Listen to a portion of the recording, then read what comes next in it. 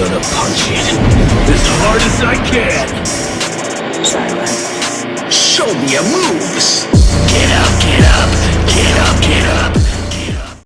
Hello, ladies and gentlemen. Welcome back to Nicky D's channel. I am Nicky D, and I am back with another video.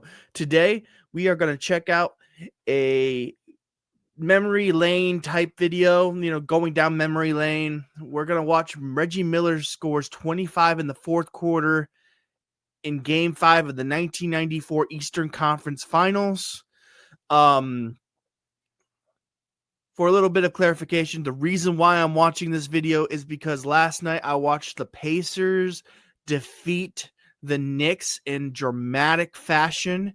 And if you don't know anything about that game, that's okay. I watched it, and at the very end, well, not the very end, at the end of the fourth quarter, I thought the game was over when Tyrese Halliburton steps back and hits that three jumper, or whatever you want to call it. But he had his foot on the line, so it tied the game and sent it to overtime, where the Pacers ended up winning against the Knicks, beating the Knicks. I forget what the score was, but it was very dramatic. I think it was like 135 to 1, or 138 to 135, I think it was. And but before that happens, Tyrese Halliburton goes back to the 3-point line to try to shoot a three, and it goes off the rim, up in the air, and it goes into the basket. It was amazing. But after it, he does this celebration, which everyone is saying, oh, that's the Reggie Miller celly. And I'm like, what the heck is a Reggie Miller celly? So I thought I'd go back and check and see. I never witnessed this. I've never experienced this. This is before my time. Actually, I was 1 year old, or maybe even close to 1 year old. Now, I wasn't even 1 year old yet when this video, or when this happened. So I've never experienced this. I know of players such as Patrick Ewing and stuff like that. So I know Reggie Miller now because of all the hype about the Tyrese Halliburton shot. But I thought I'd go back and watch it a little bit. As you can see, I'm a Detroit Pistons fan, wearing my Cade Cunningham shirt. And yeah, so without further ado, let's watch the video, shall we? Applying the cure-all ice to it, and he appears to be fine, and he will be able to. Back then, they didn't really shoot that many threes that I remember. I mean, 90s, I'm sure they shot enough threes, but you know what? I'm going to turn down the volume just a little bit.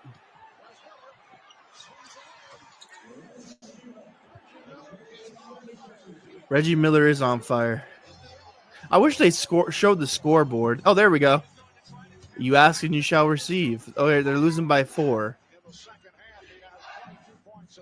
Come on, Pacers. I don't like the Knicks. They're like always the bad guys. Miller, boom. Too easy. Oh, his foot was on the line. That was a 2-pointer.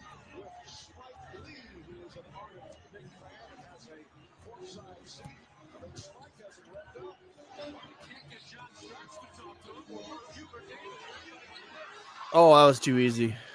Reggie Miller passes it, and foul. Workman. That's a good name.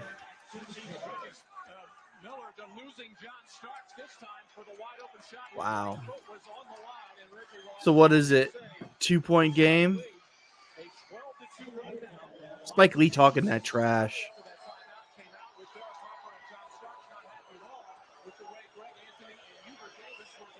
Can Workman make these free throws? Yep. Reggie Miller.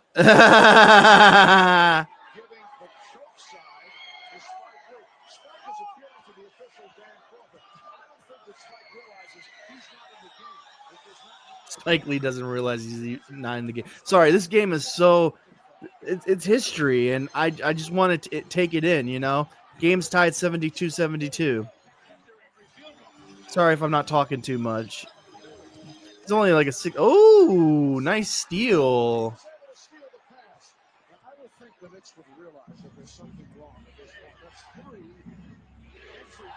Wow, 14-2 run. This is like last night. Oh my gosh. Oh, he's talking shit to Spike Lee. Or sorry, crap to Spike Lee. Spike Lee's just standing there like sitting there like, oh crap. So we already saw the choke sign. That was to Spike Lee, I guess. He's what conjured that historic moment. Does he do it again though? The game's now 78-73, 5-point game with 6 minutes left. Damn. So he scored 8 points or was it 8 points in 9 seconds is what they said in the video title.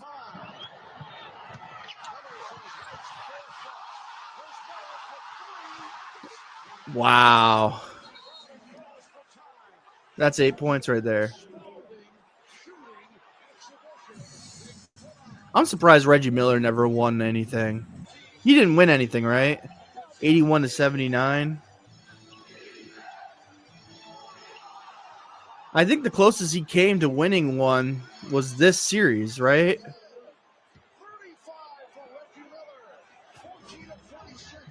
It's sad when you hear about these really good stars that just never won anything because there was a star at the time that was just taking all the championships, and yeah, you respect greatness, but other people who are great deserve rings too. I always talk about sharing the wealth, and I feel like players such as Michael Jordan and the old Celtics, they kind of took away from the game of basketball by winning too much.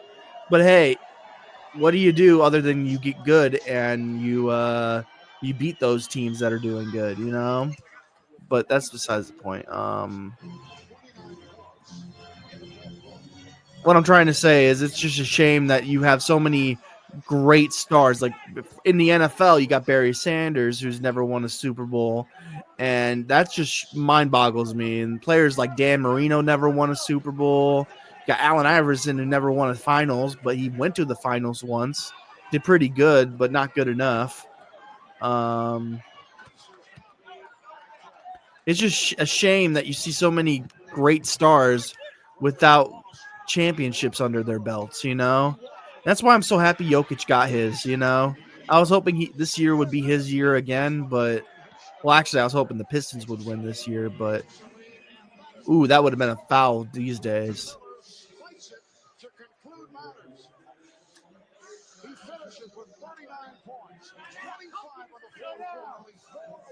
Wow. He just pulled a. That's what Tyrese Halliburton just did the other night or yesterday night. When I'm watching this, it's 5/22/2025.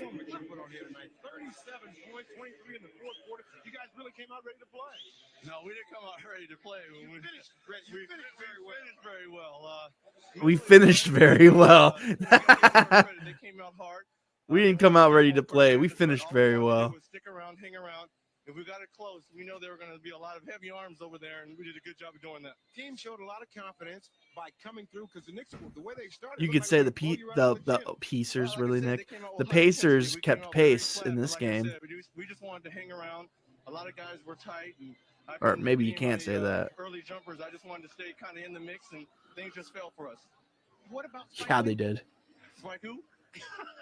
We will see you on Friday. All right. Good luck to you. Did he end up winning that series, or is it just one of those Pacers moments that is just living in history, but that it just never went anywhere?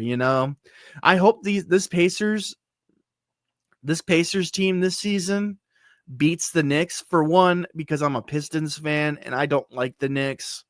Not because of mostly because of what they did to us in the playoffs, but they're just so frustrating to watch. I don't like watching the Knicks.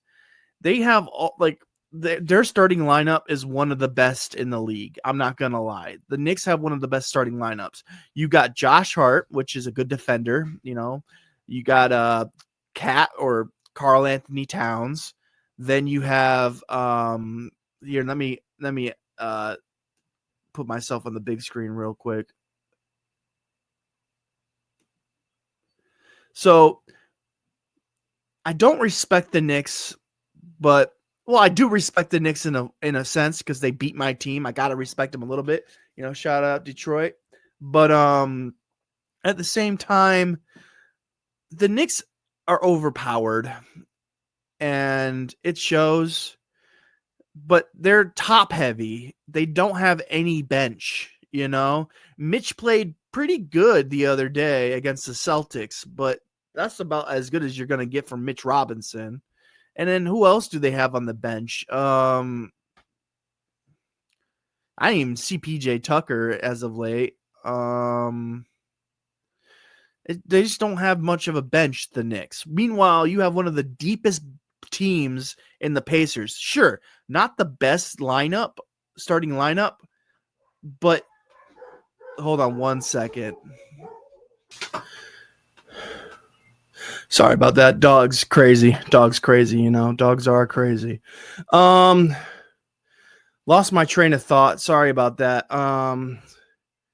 But yeah, the Pacers are a deep team.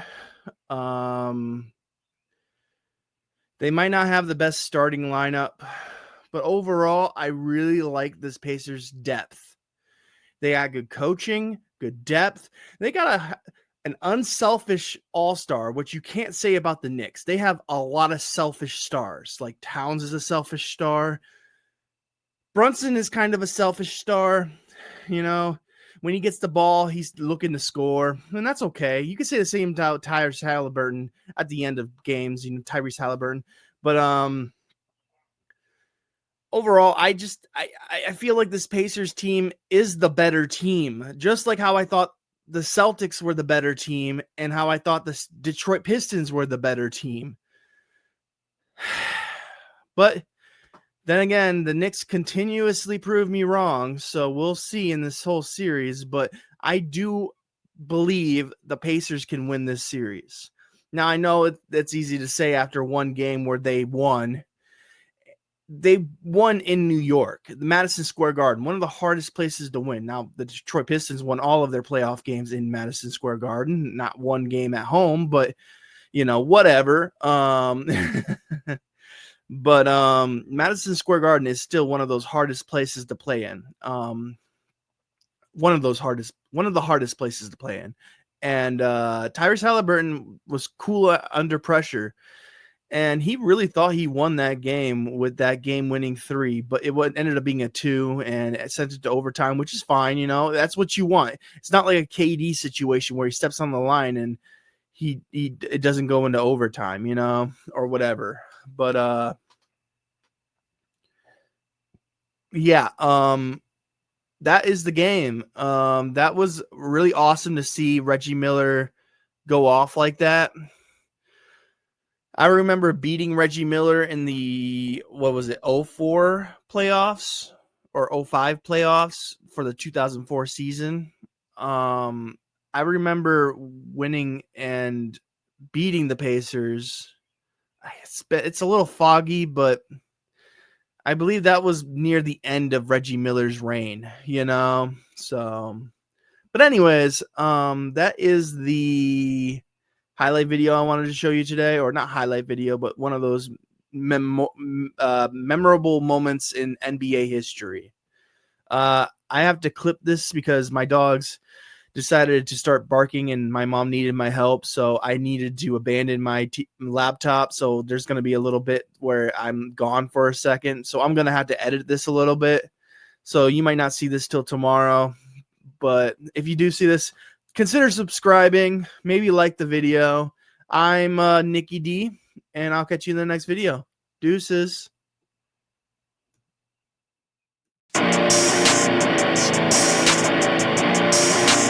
Gonna punch it as hard as I can. Silent. Show me your moves. Get up, get up, get up, get up.